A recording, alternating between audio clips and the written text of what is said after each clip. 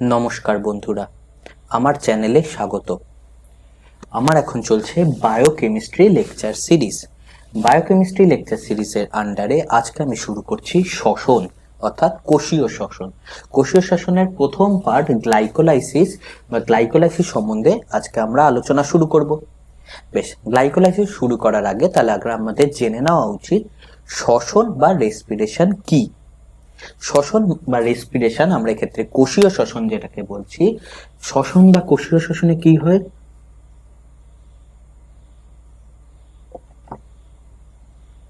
কোষীয় শ্বসনের প্রধান বিক্রিয়াটাতে কি হয়? এক্ষেত্রে গ্লুকোজ অর্থাৎ শর্করা, অক্সিজেনের উপস্থিতিতে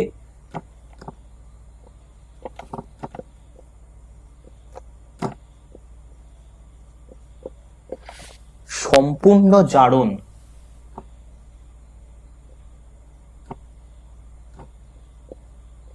তাহলে সম্পূর্ণ জারণের মাধ্যমে, মানে এটাকে আমি ইংরেজিতে বলি কমপ্লিট অক্সিডেশন, সম্পূর্ণ জারণের মাধ্যমে শক্তি অর্থাৎ এটিপি উৎপন্ন হয়। এছাড়াও কার্বন ডাই অক্সাইড ও জল উৎপন্ন হয়। বোঝা গেল? তাহলে কোষীয় শ্বসন কি? কোষীয় শ্বসন হলো যে প্রক্রিয়ায় কিছু পরপর কয়েকটি প্রক্রিয়ার মাধ্যমে গ্লুকোজ অক্সিজেনের উপস্থিতিতে সম্পূর্ণভাবে জারিত হয়ে অর্থাৎ কমপ্লিট অক্সিডেশনের মাধ্যমে এটিপি শক্তি উৎপন্ন করে এবং এছাড়াও উপজাত বা বাই প্রোডাক্ট হিসেবে বিক্রিয়ার কার্বন ডাই অক্সাইড আর জল তৈরি করে। ঠিক আছে, বেশ। জারণ কি? জারণ আশা করি তোমরা জানো। জারণ হলো যে বিক্রিয়ায় অক্সিজেন যুক্ত হয় বা হাইড্রোজেন বেরিয়ে যায় এবং কি হয়? ইলেকট্রন নির্গত হয়।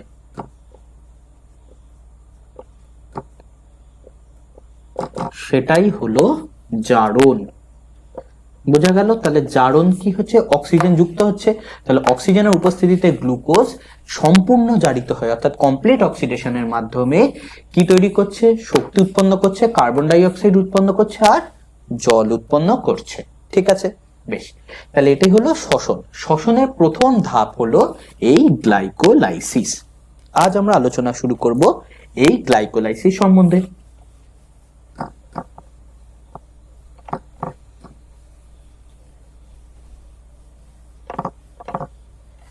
বেশ, আমি বলেছি শ্বসন হলো একটি জারণ প্রক্রিয়া, তাহলে গ্লাইকোলাইসিসও নিশ্চয়ই জারণ প্রক্রিয়া। গ্লাইকোলাইসিস কথাটার মানে কি? গ্লাইকোলাইসিস কথাটা দুটি গ্রিক শব্দ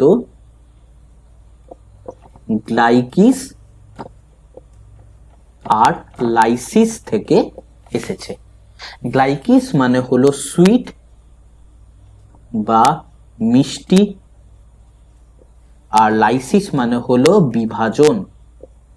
তাহলে যে প্রক্রিয়ায় সুগার বা সুইট বা শর্করার বিভাজন হয় তাকেই আমরা বলবো গ্লাইকোলাইসিস। এই গ্লাইকোলাইসিসের আরেকটি নাম আছে যেটি কম্পিটিটিভ এক্সামে খুব এসে থাকে, সেটি কি? গ্লাইকোলাইসিসের আরেকটি নাম হলো এমডেন মেয়ারহফ পাথওয়ে। কি? Embden Meyerhof pathway. খুব গুরুত্বপূর্ণ এটা, এই নামটা। এই মেমডেন মেয়ারহফ পাথওয়ে হলো গ্লাইকোলাইসিসের আরেকটি নাম। তাহলে গ্লাইকোলাইসিস কি? গ্লাইকোলাইসিস হলো শ্বসনের প্রথম ধাপ, অর্থাৎ এটাও জারণ। যেহেতু শ্বসন জারণ, তাহলে এটাও একটা জারণ। কিন্তু যেহেতু এটি একটি মাত্র ধাপ অর্থাৎ শ্বসনের একটি পার্ট, তাহলে এই জারণটাও কি? পার্টলি জারণ হচ্ছে, অর্থাৎ এটি একটি আংশিক জারণ প্রক্রিয়া। কেন? শ্বসনের প্রথম ধাপে গ্লাইকোলাইসিস হলো সেই প্রক্রিয়া যেই প্রক্রিয়ায় 1 মোল গ্লুকোজ আংশিক জারিত হয়ে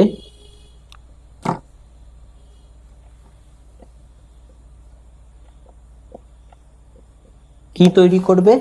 2 মোল পাইরুভেট। বোঝা গেল? তাহলে গ্লাইকোলাইসিস হলো শ্বসনের প্রথম পার্ট, যে পার্টে কি হয়, 1 মোল গ্লুকোজের আংশিক জারণের মাধ্যমে বা পার্শিয়াল অক্সিডেশনের মাধ্যমে 2 মোল পাইরুভেট উৎপন্ন হয়।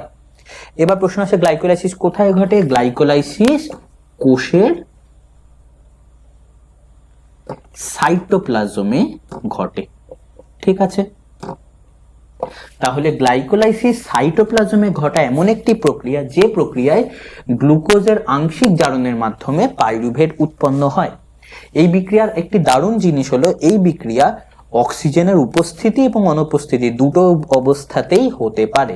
অক্সিজেনের উপস্থিতিকে আমরা ইংরেজিতে বলি অ্যারোবিক কন্ডিশন। অ্যারোবিক মানে এয়ারের উপস্থিতি, এয়ার মানেই অক্সিজেন আছে। তাহলে অ্যারোবিক কন্ডিশন, এরোবিক এবং anaerobic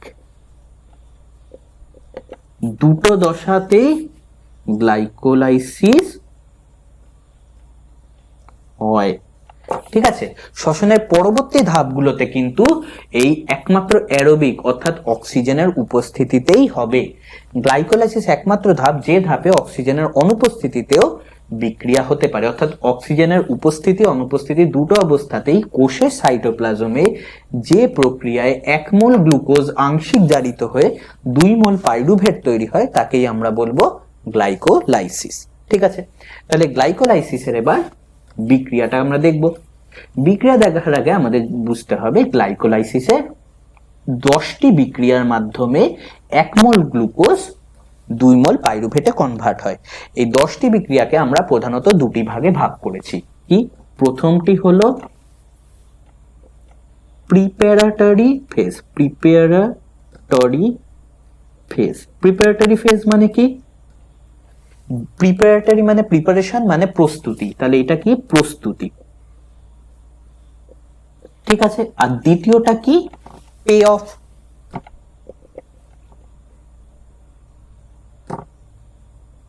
phase, pay off phase মানে কি? যে দশায় পরিশোধ হয়, অর্থাৎ ঠিক আছে, পরিশোধ কি? তাহলে আমার দুটো দশা, প্রথম ভাগটাকে বলি preparatory phase, pay off phase হচ্ছে দ্বিতীয় দশা। কেন? প্রিপারেটরি ফেজ মানে কি? তোমরা পরীক্ষা যখন দাও দেখেছো, পরীক্ষার আগে কয়েক সপ্তাহ কয়েক মাস ধরে তোমরা প্রিপারেশন নাও। তাহলে প্রিপারেশন নাও কেন? যাতে পরীক্ষায় ভালো ফল হয়। তাহলে গ্লাইকোলাইসিসের প্রথম ধাপটা হলো প্রিপারেটরি ফেজ। এই দশায় বিক্রিয়াগুলো কেন হয়? যাতে প্রিপারেশন নেওয়া যায়। তাহলে এই দশার বিক্রিয়াগুলো হলো প্রিপারেশন দশা। প্রিপারেশনের সময় আমাদের কি হয়? এনার্জি খরচ হয়। তাহলে যেহেতু আমরা কেন এনার্জি খরচ করি? কি? পড়াশোনা করার জন্য এনার্জি খরচ করি। তাহলে প্রিপারেটরি ফেজে কি হবে? এনার্জির ব্যয় হবে। ব্যয়কে আমরা কি বলতে পারি? ইনভেস্টমেন্ট। তাহলে ইনভেস্টমেন্ট, তাহলে এই দশায় কি হয়? এনার্জি ইনভেস্টমেন্ট হয়।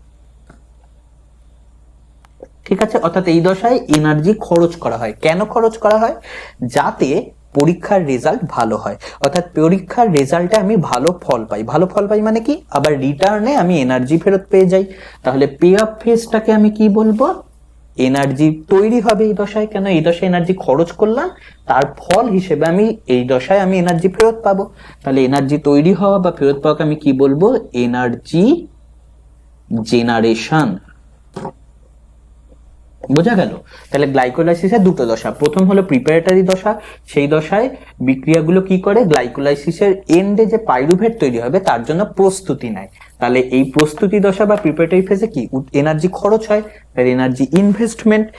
আর পে অফ ফেজে কি? এনার্জি ফেরত পেয়ে যাই, আমি রিটার্ন পাই রেজাল্ট বেরোনোর মতো, তাই এটা এনার্জি জেনারেশন।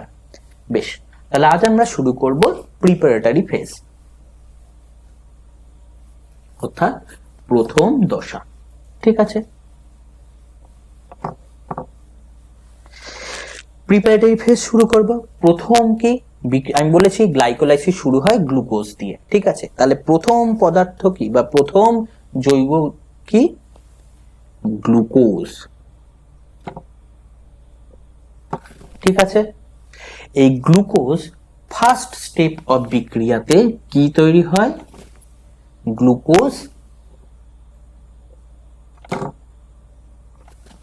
6-ফসফেট।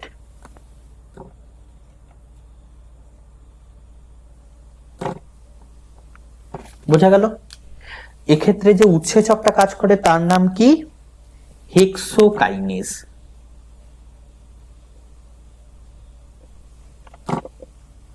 ঠিক আছে, আর এছাড়াও লাগে ম্যাঙ্গানিজ। ঠিক আছে, সেটা বিক্রিয়া করার জন্য কিছু ধাতব পদার্থের দরকার লাগে, এক্ষেত্রে ম্যাঙ্গানিজের দরকার লাগে। বেশ, এখানে এবার দেখো কি হলো, এটা হলো প্রথম বিক্রিয়া অর্থাৎ স্টেপ 1। স্টেপ 1 এ কি হচ্ছে, গ্লুকোজ থেকে গ্লুকোজ 6-ফসফেট তৈরি হচ্ছে। মানে কি, গ্লুকোজ কি কার্বন? হেক্সোকার্বন। হেক্সোকার্বন মানে 6 কার্বন। তাহলে গ্লুকোজে কি আছে? 6টা কার্বন আছে, 1 2 3 4 5 6। ঠিক আছে, এটা হলো গ্লুকোজ। এটা যদি আমি ধরি 1 নম্বর, এটা তাহলে 6 নম্বর। বেশ, তাহলে 6 কার্বন হলো গ্লুকোজ। গ্লুকোজের উপর একটি উৎসেচক কাজ করছে যার নাম হলো হেক্সোকাইনেজ। কেন?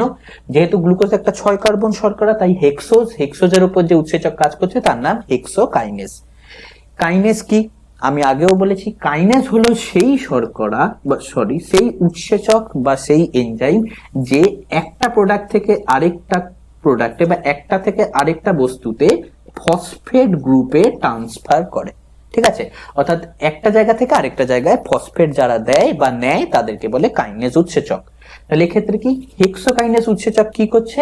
হেক্সোকাইনেজ উৎসেচক কোথাও থেকে একটা জৈব শর্করা, ঠিক আছে, শর্করা মানে ফসফেট মানে জৈব ফসফেট। তাহলে হেক্সোকাইনেজ কি করছে? কোথাও থেকে একটা জৈব ফসফেট নিয়ে এসে গ্লুকোজকে দিচ্ছে। যেহেতু গ্লুকোজকে দিচ্ছে তাই গ্লুকোজ হয়ে যাচ্ছে গ্লুকোজ 6-ফসফেট। ঠিক আছে, একটা জিনিস আগে মনে রাখবে, 6-ফসফেট মানে 6টা ফসফেট নয়, 6-ফসফেট মানে গ্লুকোজের 6 নম্বর কার্বনে একটা ফসফেট। ঠিক আছে, অর্থাৎ গ্লুকোজের 6 নম্বর কার্বন পজিশনে একটা ফসফেট আছে বলে এর নাম গ্লুকোজ 6-ফসফেট। এই ফসফেটটা কোথা থেকে এলো? হেক্সোকাইনেজ এই ফসফেটটা নিয়ে এলো কোথা থেকে? এটিপি থেকে। তাহলে এক্ষেত্রে আমি কি দেখব? এটিপি। এটিপি ফসফেটটা দিল, সেই ফসফেটটা গ্লুকোজের সাথে জোড়া লাগালো হেক্সোকাইনেজ, দিয়ে হলো গ্লুকোজ 6-ফসফেট। এটিপি থেকে একটা ফসফেট কি? এটিপি মানে অ্যাডিনোসিন ট্রাইফসফেট, মানে 3টে ফসফেট। সেখান থেকে একটা ফসফেট চলে এলো, কটা থাকে? 2টো, বা অ্যাডিনোসিন ডাইফসফেট।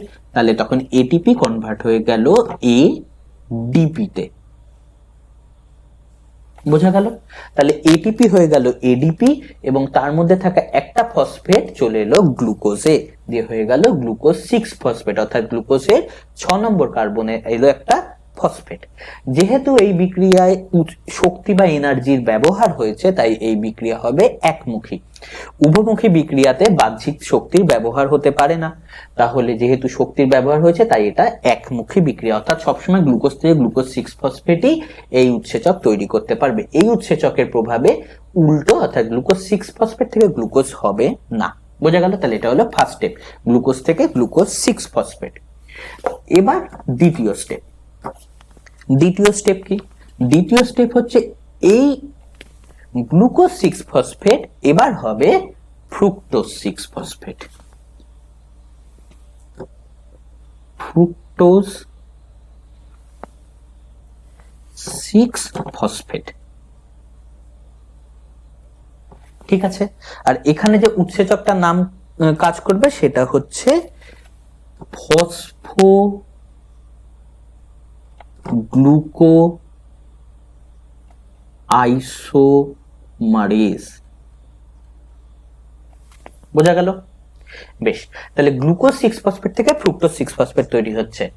দেখো, গ্লুকোজও হলো একটা 6 কার্বন শর্করা, ফ্রুক্টোজও হলো একটা 6 কার্বন শর্করা, অর্থাৎ এই দুটোর মধ্যে গ্লুকোজ 6-ফসফেট এবং ফ্রুক্টোজ 6-ফসফেট দুজনের মধ্যেই কিন্তু অ্যাটম সংখ্যার কোনো পরিবর্তন হয়নি। যেহেতু এদের দুজনের মধ্যে অ্যাটম সংখ্যার কোনো পরিবর্তন হয়নি, তাহলে যে উৎসেচকের প্রভাবে একটা কম্পাউন্ড থেকে আরেকটা কম্পাউন্ড তৈরি হয় বা একটা যৌগ থেকে আরেকটা যৌগ তৈরি হয়, এবং সেই দুটো যৌগতে যদি অ্যাটম বা পরমাণু সংখ্যা সমান থাকে তাহলে সেই উৎসেচকটাকে বলে আইসোমারেজ। অর্থাৎ আইসোমারেজ উৎসেচকের প্রভাবে একটা যৌগ থেকে আরেকটা যৌগ যে তৈরি হয় তাদের কিন্তু অ্যাটম সংখ্যা সমান থাকে। তাহলে আইসোমারেজ উৎসেচক কাজ করলো কি? ফসফোগ্লুকো আইসোমারেজ। কেন? কারণ এটা কি ছিল? একটা গ্লুকোজ যেটা ফসফেট যুক্ত, তাহলে ফসফোগ্লুকো তার আইসোমার করে তৈরি করলো ফসফোফ্রুক্টো, কি হলো তাহলে ফসফোগ্লুকো আইসোমারেজ গ্লুকোজ 6 ফসফেটকে করলো ফ্রুক্টোজ 6 ফসফেট। ঠিক আছে, এক্ষেত্রে আমি দেখছি কোনো শক্তির ব্যবহার হয়নি। যেহেতু শক্তির ব্যবহার হয়নি তাই এই বিক্রিয়াটা রিভার্সেবল বা উভমুখী হবে। তাহলে এটা হবে এরকম, অর্থাৎ এই উৎসেচকের প্রভাবে গ্লুকোজ 6 ফসফেট থেকে ফ্রুক্টোজ 6 ফসফেট যেমন হচ্ছে, তেমন উল্টো ভাবে আবার ফ্রুক্টোজ 6 ফসফেট থেকে গ্লুকোজ 6 ফসফেটও চাইলে হতে পারে। বোঝা গেল? তাহলে এটা ছিল 2 নম্বর স্টেপ। বেশ, এবার আসছে 3 নম্বর স্টেপ। 3 নম্বর স্টেপ কি? 3 নম্বর স্টেপে এই ফ্রুক্টোজ 6 ফসফেট তৈরি হবে বা পরিবর্তিত হয়ে হবে ফ্রুক্টোজ 1,6 বিশ ফসফেট। ঠিক আছে, আর এখানে যে উৎসেচকটা কাজ করবে তার নাম কি? ফসফোফ্রুক্টোকাইনেজ। তোমরা দেখলেই বুঝতে পারবে কেন এটা আবার কাইনেজ, কারণ কাইনেজ উৎসেচক সবসময় ফসফেটের আদান প্রদান করে। এখানে দেখো ফ্রুক্টোজ 6 ফসফেট ছিল, এখানে হচ্ছে ফ্রুক্টোজ 1,6 বিশ ফসফেট। 20 মানে 2, তাহলে ফ্রুক্টোজে আগে একটাই ফসফেট ছিল 6 নম্বর পজিশনে, সেখান থেকে কি হলো ফ্রুক্টোজ 1,6 বিশ ফসফেট, অর্থাৎ 6 নম্বর পজিশনে তো ফসফেটটা ছিলই, তাছাড়াও 1 নম্বর পজিশনে এক্সট্রা একটা ফসফেট এসে বসলো। মানে কি হলো, ফ্রুক্টোজ 6টা কার্বন, 6 নম্বর, এটা যদি 1 নম্বর হয় এটা 6 নম্বর হয়। এখানে তো ফসফেট ফ্রুক্টোজের আগে থেকে ছিলই, এখানেও এক্সট্রা একটা ফসফেট এসে বসলো 1 নম্বর কার্বনে। তাহলে এই এক্সট্রা ফসফেটটা কোথা থেকে আসবে? সেই এটিপি থেকেই আসবে। তাহলে এক্ষেত্রে উৎসেচক কি হবে? কাইনেজ। কাইনেজ কি করবে? আবার একইভাবে এটিপি থেকে এটিপিটাকে এডিপি তে কনভার্ট করবে এবং এখান থেকে একটা ফসফেট ফ্রুক্টোজের 1 নম্বর কার্বন পজিশনে দেবে। বোঝা গেল? তাহলে ফ্রুক্টোজ 6 ফসফেট ফসফোফ্রুক্টোকাইনেজ উৎসেচক। কেন ফসফোফ্রুক্টো? নাম থেকেই দেখো ফ্রুক্টোজ ফসফেট যুক্ত ফ্রুক্টোজ, তাহলে ফসফোফ্রুক্টোকাইনেজ। ফসফোফ্রুক্টোকাইনেজ সেই উৎসেচক যে উৎসেচক কাইনেজ পদ্ধতিতে এটিপি থেকে একটি ফসফেট নিয়ে ফ্রুক্টোজে দেয়। আগে ছিল ফ্রুক্টোজের 6 নম্বরে ফসফেট, এবার এক্সট্রা এলো 1 নম্বরে, তাহলে 2টো ফসফেট অর্থাৎ 20 ফসফেট। ঠিক আছে, এখানে একটা খুব গুরুত্বপূর্ণ কোশ্চেন মাঝে মাঝে আসে যে 20 আর ডাই এর মধ্যে পার্থক্যটা কি? দেখবে কোনো কোনো পদার্থের ক্ষেত্রে 20 ফসফেট কথাটা উল্লেখ হয় যদি 2টো ফসফেট থাকে, আবার কোথাও কোথাও ডাই, অর্থাৎ 20 এবং ডাই দুটোরই কিন্তু মানে হলো 2, কিন্তু এডিপি বলে অর্থাৎ অ্যাডেনোসিন ডাইফসফেট বলে,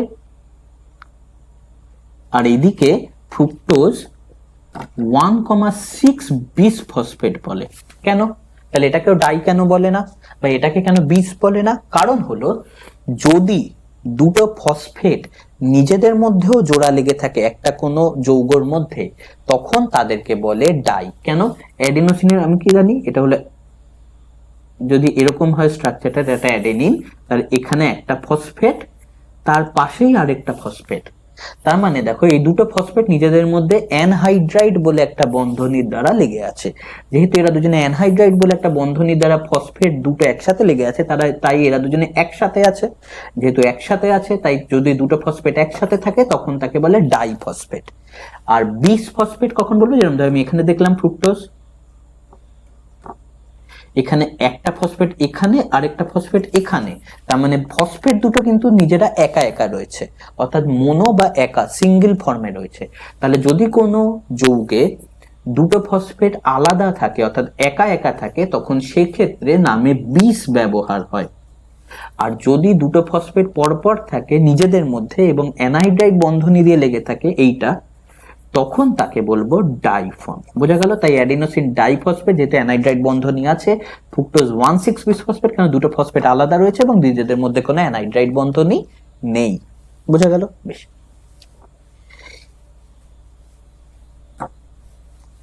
এবার একটা জিনিস কি, আরেকটা জিনিস খুব গুরুত্বপূর্ণ, এই যে বিক্রিয়াটা ফ্রুক্টোজ 6 থেকে ফ্রুক্টোজ 1,6 বিসফসফেট, এটা কিন্তু আসলে এক ধাপের বিক্রিয়া নয়, এটা আবার আসলে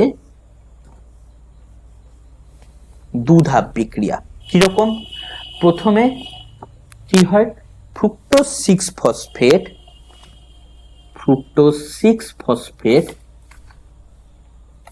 ফসফোফ্রুক্টোকাইনেজ 2 বা 2 ফসফোফ্রুক্টোকাইনেজ 2 এর উপস্থিতিতে তৈরি হয় ফ্রুক্টোজ 2,6 বিসফসফেট।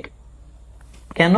কারণ একটা সে 6 নম্বরে আগে থেকেই কার্বন ফসফেট ছিল আর একটা 2 নম্বর কার্বনে ফসফেট, তার জন্যই ফসফোফ্রুক্টোকাইনেজ 2 কি করে, ফ্রুক্টোজের 2 নম্বর কার্বনে নেক্সট ফসফেট টানে, তাই হয়ে যায় ফ্রুক্টোজ 2,6 বিসফসফেট।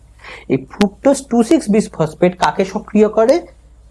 ফ্রুক্টোজ 2,6 বিসফসফেট তৈরি হলে সে আবার সক্রিয় করে ফসফোফ্রুক্টোকাইনেজ 1 কে। এই ফসফোফ্রুক্টোকাইনেজ 1 যদি সক্রিয় হয় তখন তৈরি হয় ফ্রুক্টোজ, এটা কনভার্ট হয়ে যায় ফ্রুক্টোজ 1,6 বিসফসফেট, যেটা আমি এখানে দেখতে পাচ্ছি। ঠিক আছে, তাহলে ফ্রুক্টোজ 6-ফসফেট থেকে ফ্রুক্টোজ 1,6-ফসফেট ডিরেক্টলি তৈরি হয় না। ফ্রুক্টোজ 6-ফসফেট প্রথমে হয় ফসফোফ্রুক্টোকাইনেজ 2 এর মাধ্যমে ফ্রুক্টোজ 2,6 বিসফসফেট। এই 2,6 বিসফসফেট আবার ফসফোফ্রুক্টোকাইনেজ 1 এর দ্বারা হয় ফ্রুক্টোজ 1,6 বিসফসফেট। এই দুটো ফসফোফ্রুক্টোকাইনেজ 1 আর 2 কে আমরা নিয়ে একসাথে বলি ফসফোফ্রুক্টোকাইনেজ, আর স্টেপটাকে আমরা একটা স্টেপে কনভার্ট করে দিই। যেহেতু এক্ষেত্রেও আবার এটিপি ব্যবহার হয়েছে, তাহলে এটাও একমুখী বিক্রিয়া, এখানেও রিভার্সিবল রিঅ্যাকশন দেখতে পাবো না। বোঝা গেল? আরেকটা হলো এই স্টেপটাকে, আমরা 3 নম্বর স্টেপটাকে আমরা বলি রেট লিমিটিং স্টেপ, অর্থাৎ বিক্রিয়ার হার নিয়ন্ত্রক ধাপ। কেন এটা হার নিয়ন্ত্রক ধাপ? কারণ যদি একবার ফ্রুক্টোজ 6-ফসফেট থেকে ফ্রুক্টোজ 1,6 বিসফসফেট তৈরি হয়ে যায়, তাহলে একবার গ্লাইকোলাইসিস কমপ্লিট হবেই, অর্থাৎ পাইরুভেট তৈরি হবেই, এবং যত তাড়াতাড়ি ফ্রুক্টোজ 6-ফসফেট থেকে 1,6 বিসফসফেট তৈরি হবে তত তাড়াতাড়ি গ্লাইকোলাইসিস চলতে থাকবে। তাই এই বিক্রিয়াটাকে বলে বিক্রিয়ার বা গ্লাইকোলাইসিস বিক্রিয়ার রেট লিমিটিং স্টেপ বা বিক্রিয়ার হার নিয়ন্ত্রক ধাপ। ঠিক আছে, বেশ। তাহলে ফ্রুক্টোজ 1,6 বিসফসফেট থেকে এবার সেকেন্ড হবে আরেকটা বিক্রিয়া, যে বিক্রিয়ায় ফ্রুক্টোজ 1,6 ফসফেট দুটো ভাগে ভেঙে যাবে। কিরকম? ফ্রুক্টোজ হলো একটা 6 কার্বন শর্করা, তাহলে 6 কার্বনকে আমি দুটো ভাগে কিরকম ভাঙতে পারি? দুটো 3 কার্বন শর্করায় ভাঙতে পারি। তাহলে ফ্রুক্টোজ 1,6 বিসফসফেটকে আমরা দুটো ভাগে ভাঙলে হবে দুটো 3 কার্বন শর্করা। মনে রাখবে 3 কার্বনের নিচে শর্করা হয় না, অর্থাৎ 3 কার্বন শর্করা হলো সবচেয়ে সিম্পলেস্ট বা সরলতম শর্করা। ঠিক আছে, তাহলে 6 কে 3 এর নিচে যদি ভাঙা না যায় তাহলে দুটো 3 এ 3 ভাঙতে হয়, 3 + 3 = 6। তাহলে এক্ষেত্রে এবার আমি আরেকটা বিক্রিয়া পাবো, যে বিক্রিয়ায় ফ্রুক্টোজ 1,6 বিসফসফেট দুটো ভাগে ভাগ হয়ে যাবে। কিরকম? প্রথমে তৈরি হবে দুটোর মধ্যে দুটো প্রোডাক্ট তৈরি হবে। ফ্রুক্টোজ 1,6 বিসফসফেট মানে কি? এর মধ্যে 6 কার্বনের একটা শর্করা আছে আর দুটো ফসফেট আছে। তাহলে আমি কি ভাঙতে পারি? দুটো 3 কার্বন শর্করা এবং প্রত্যেকটাতে একটা একটা করে ফসফেট আমি নিতে পারি। তাহলে প্রথম 3 কার্বন শর্করাটা হবে গ্লিসারালডিহাইড 3 ফসফেট, গ্লিসারালডিহাইড 3 ফসফেট। অর্থাৎ কি? গ্লিসারালডিহাইড 3 ফসফেট মানে একটা 3 কার্বনের শর্করা যার 3 নম্বর কার্বনে একটা ফসফেট আছে। ঠিক আছে, আরেকটা কি হবে? ডিহাইড্রক্সি অ্যাসিটোন ফসফেট। এই ডিহাইড্রক্সি অ্যাসিটোন ফসফেট, এক্ষেত্রেও দেখো একটা ফসফেট আছে, এটাও একটা 3 কার্বন শর্করা। তাহলে দুটো 3 কার্বন শর্করায় ভাগ হয়ে গেল, যথা glyceraldehyde 3 phosphate, dihydroxy acetone phosphate. Glyceraldehyde 3 ফসফেটকে আমরা ছোট করে লিখি G3P, আর ডিহাইড্রক্সি অ্যাসিটোন ফসফেটকে আমরা ছোট করে লিখি ডিহাইড্রক্সি ডি, ডি এর ডি, হাইড্রক্সির H, অ্যাসিটোনের A, ফসফেটের পি অর্থাৎ ঢ্যাপ। তাহলে G3P আর ঢ্যাপ দুটো 3 কার্বন শর্করা তৈরি হলো, এগুলো যথাক্রমে 3 কার্বন। বোঝা গেল? বেশ, এই বিক্রিয়াটা কে করে? এই বিক্রিয়াটা করে একটি উৎসেচক যার নাম হলো অ্যালডোলেজ। অ্যালডোলেজ আর সাথে থাকে জিঙ্ক। জিঙ্কের সহায়তায় অ্যালডেজ উৎসেচক কি করে? অ্যালডেজ উৎসেচক ফ্রুক্টোজ 1,6 বিসফসফেটকে দুটো ভাগে ভাগ করে দেয়, যথা গ্লিসাইলডিহাইড 3 ফসফেট আর ডিহাইড্রক্সি অ্যাসিটন ফসফেট, অর্থাৎ একটা 6 কার্বন ফ্রুক্টোজকে দুটো 3 কার্বন শর্করায় ভেঙে দিল। এক্ষেত্রে যেহেতু কোনো শক্তির দরকার পড়ছে না, তাহলে এটাও কি একটা রিভার্সিবল রিঅ্যাকশন। তাহলে এটাও একটা রিভার্সিবল রিঅ্যাকশন অর্থাৎ উভমুখী বিক্রিয়া। বোঝা গেল? যেহেতু কোনো শক্তি লাগছে না, তাহলে এটা একটা উভমুখী বিক্রিয়া। এই যে দুটো পদার্থ তৈরি হলো G3P আর ঢ্যাপ, এরা আবার নিজেদের মধ্যে ইন্টারচেঞ্জ করতে পারে অর্থাৎ আদান প্রদান করতে পারে। এই আদান প্রদানটা কি করে? একটা উৎসেচক যার নাম কি?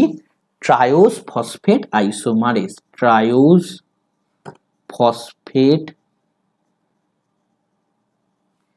আইসোমারেজ।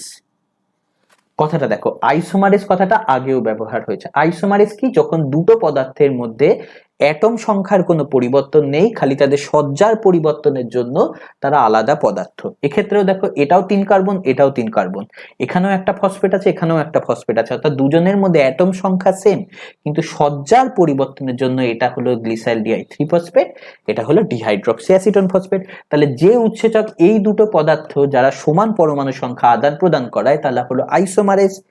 আর 3 কার্বন শর্করাকে আমরা বলি ট্রায়োজ। যেরকম 6 কার্বন শর্করাকে বলেছিলাম হেক্সোজ, 3 কার্বন শর্করাকে বলে ট্রায়োজ। তাহলে 3 কার্বন এবং ফসফেট যুক্ত শর্করা অর্থাৎ ট্রায়োজ ফসফেট, ট্রায়োজ ফসফেটের আইসোমেরাইজেশন যে করছে তাকে বলে ট্রায়োজ ফসফেট আইসোমারেজ। তাহলে ট্রায়োজ ফসফেট আইসোমারেজ উৎসেচক, এটা 4 নম্বর বিক্রিয়া, যার মাধ্যমে এটা হলো 4 নম্বর, এটা হলো 5 নম্বর। 5 নম্বর এই বিক্রিয়ার মাধ্যমে দুটো 3 কার্বন শর্করা নিজেদের মধ্যে আদান প্রদান হলো। তাহলে এতটা অবধি হলো ফ্রম গ্লাইকোলাইসিসে গ্লুকোজ থেকে দুটো 3 কার্বন শর্করা তৈরি হওয়া। এতটা হলো প্রিপারেটরি ফেজ, যেটা আমি প্রথম পড়েছিলাম, বা প্রস্তুতি দশা। তাহলে এতটা হলো প্রস্তুতি দশা। আমি বলেছিলাম প্রস্তুতি দশায় এনার্জির খরচ হয় কিরকম। দেখো, এখানে একটা এটিপি ব্যবহার হয়ে এডিপি হয়েছে, তাহলে এখানে একটা এনার্জি খরচ হয়েছে, এখানে আবার আরেকটা এনার্জি খরচ হয়েছে, তাহলে টোটাল দুটো এনার্জি বা দুটো এটিপি খরচ হয়েছে। তাহলে আমার প্রিপারেটরি ফেজে কি খরচ হলো? 2 এটিপি খরচ হলো। ঠিক আছে, তাহলে এখনো অবধি কিন্তু আমি কিছু পাইনি, খালি খরচ, এনার্জি খরচ কি? দুটো এটিপি খরচ হলো, যার মাধ্যমে একটা গ্লুকোজ মলিকিউল থেকে দুটো 3 কার্বন শর্করা গ্লিসাইলডিহাইড 3 ফসফেট আর ডিহাইড্রক্সি অ্যাসিটোন ফসফেট পেলাম। এরপর আমরা যাব পার্ট 2 তে, যেখানে এখান থেকে আমরা নেক্সট ফেজ অর্থাৎ পে অফ দশা বা পরিশোধ দশায় ঢুকবো, যে দশায় এই গ্লিসাইলডিহাইড 3 ফসফেট ডিহাইড্রক্সি অ্যাসিটোন ফসফেট থেকে কিভাবে পাইরুভেট তৈরি হচ্ছে সেটা আমরা জেনে নেব। ঠিক আছে, তাহলে আজ আমরা কি জানলাম? শ্বসন কাকে বলে, কোষীয় শ্বসন কাকে বলে, গ্লাইকোলাইসিস কাকে বলে, এবং গ্লাইকোলাইসিসের প্রথম পর্যায় অর্থাৎ প্রিপারেটরি ফেজ বা প্রস্তুতি দশা জানলাম। পরের দিন আমরা জানবো পে অফ ফেজ বা পরিশোধ দশা। ঠিক আছে, এই পোর্শন সম্বন্ধে যদি কোনো কোশ্চেন থাকে তাহলে নিশ্চয়ই আমার কমেন্ট সেকশনে জানাবে, এবং নিশ্চয়ই ভিডিওটিকে লাইক আর শেয়ার করবে, আর সাবস্ক্রাইব তো নিশ্চয়ই চ্যানেলটিকে করতে ভুলবে না। Thank you.